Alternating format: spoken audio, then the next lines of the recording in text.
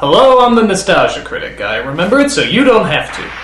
And the masters of the universe! In the mid-'80s, many kids were watching the butchest and yet somehow gayest cartoon that ever hit the airwaves, He-Man. I could tell you what the story's about, but why not let He-Man tell you himself? I am Adam, Prince of Eternia and defender of the secrets of Castle Grayskull. A prince, really? I never would have guessed. Fabulous secret powers were revealed to me the day I held aloft my magic sword and said, "By the power of Grayskull!" I guess he was just going through that holding aloft his magic sword and saying by the power of Grayskull phase. But luckily they happen to contain superpowers.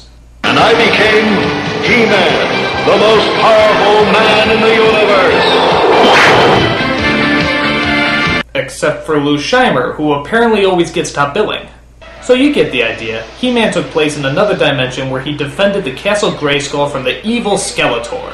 It wasn't a great show, but we enjoyed watching it, and years later people still love to talk about the gay overtones this show gave us. Now many of you might be saying, "No, He-Man isn't gay, how dare you say something like that?" Well, anyone who's still in question about this should take a look at the 1987 motion picture epic Masters of the Universe. A film that teaches us it's okay to be gay, but not a god-awful piece of retro crap. So let's just jump in and take a look at the first problem with this movie, the title.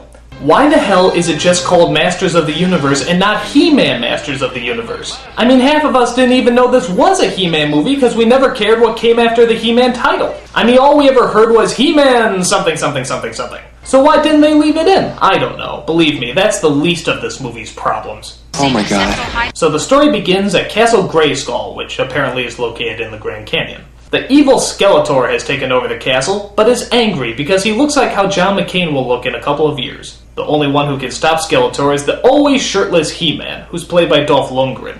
You know, the Russian guy from Rocky IV. I must break you.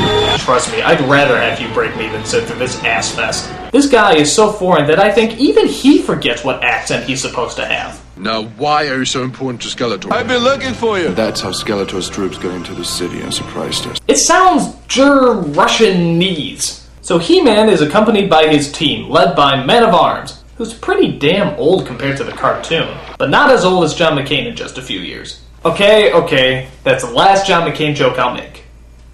Intentionally. He's also joined by Tila, Man of Arms' daughter. Woman at Arms. Hey, that's not funny!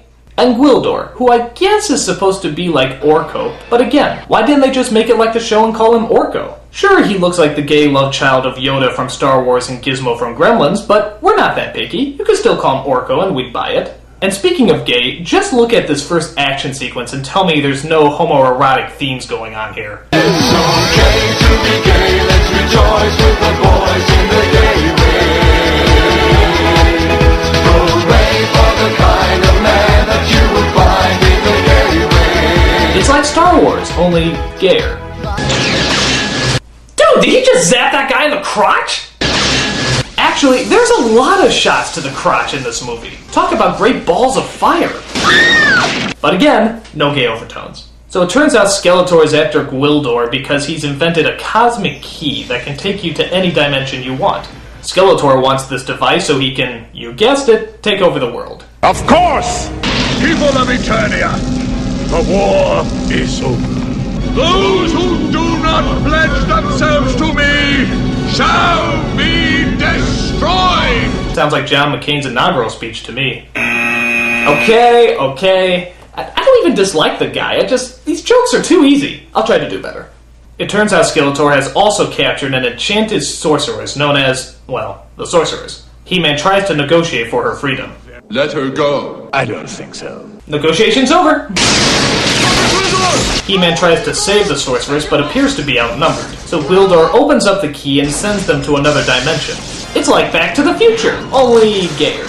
So He-Man and his team use the cosmic key to end up in which parallel dimension? Ours, of course, right dab in the middle of New Jersey. So let me get this straight. He-Man, the master of the universe, is going to use all his intergalactic weaponry and medieval-style fighting moves in the suburbs of New Jersey? This is gonna suck, isn't it? Holy shit! Alright, so He-Man is stuck in New Jersey as they're looking for the planet's inhabitants. Alien life form. Big. Let me blast. Wait. It might be intelligent life. In this movie, I doubt that. Oh look! It's the best actor in the movie! At least that line didn't sound rehearsed! Okay, so what's the epic hero He-Man and his mighty crew's first order of duty? To steal buckets of chicken from a second-rate drive-thru restaurant! Of course! Good food. Never think while you're hungry. And the Raiders of the Kentucky Fried Chicken! One of the people who works at that fast food restaurant is Julie, played strangely enough by Courtney Cox.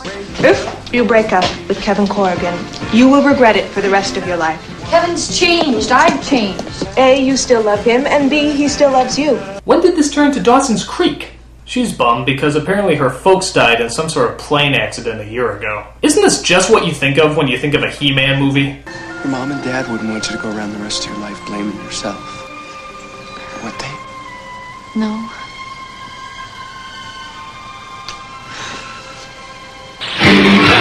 And the Masters of the Depressing Plot Expositions! Meanwhile, Skeletor tracks down their position and sends out his evil team to find them. By the way, is it me, or does this guy really like dramatic turns?